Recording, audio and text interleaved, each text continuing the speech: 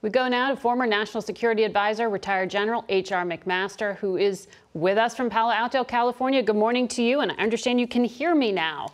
So that's good. I want to... Good morning, Margaret. It's great to be with you. Thanks for your perseverance. Yeah, well, let's pick up on that question I put to you. Do you agree with the former Vice President Mike Pence that Donald Trump was wrong in what he claims about the 2020 election?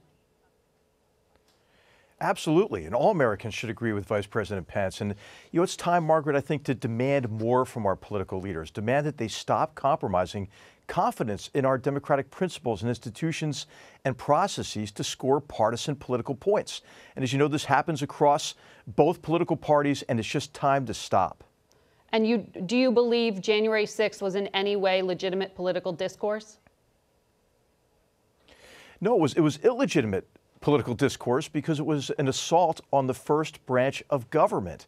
And so I think it's really important for us to come together now, Margaret. And, I really think it is possible to improve the transparency and the security of our elections while ensuring that every eligible voter gets to vote. So I think what we need to do is stop posturing across these political parties and begin conversations with what we can agree on. I mean, your show has been great. I got to listen to the whole thing to be here at the end.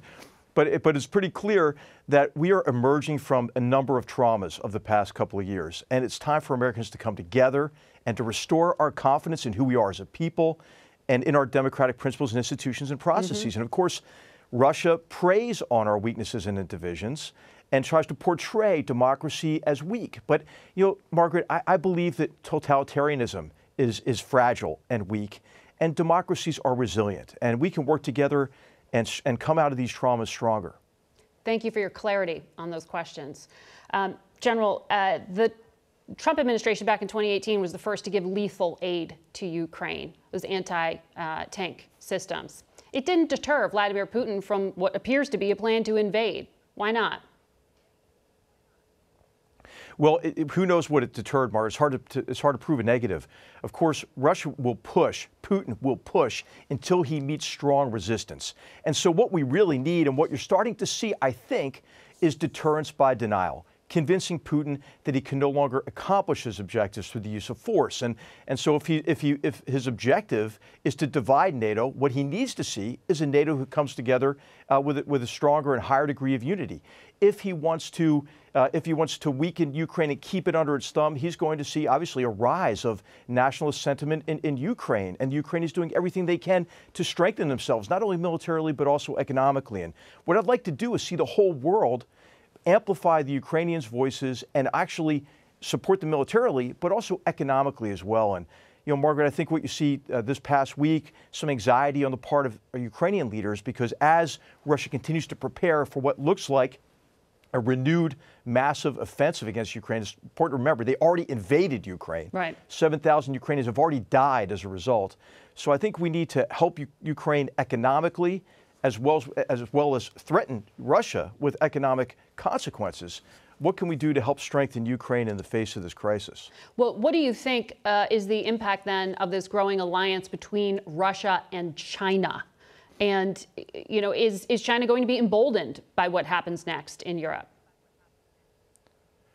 I think possibly, depending on how we respond. And of course, China already is more and more aggressive in terms of extending and tightening its exclusive grip on power internally. You've seen how they've gone across sectors of their economy, continuing the genocidal campaign in Xinjiang, extinguishing human freedom in Hong Kong, persecuting journalists and anybody who might criticize the Chinese government during the Olympics, have been intimidated or imprisoned.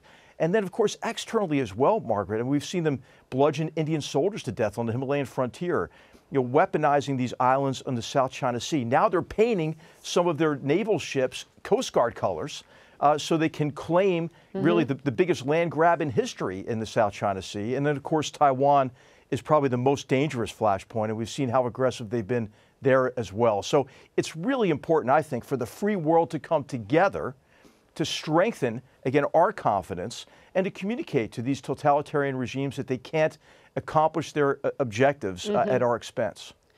H.R. McMaster, I have much more to talk to you about on China. I'm going to have to leave it right there for this moment, though.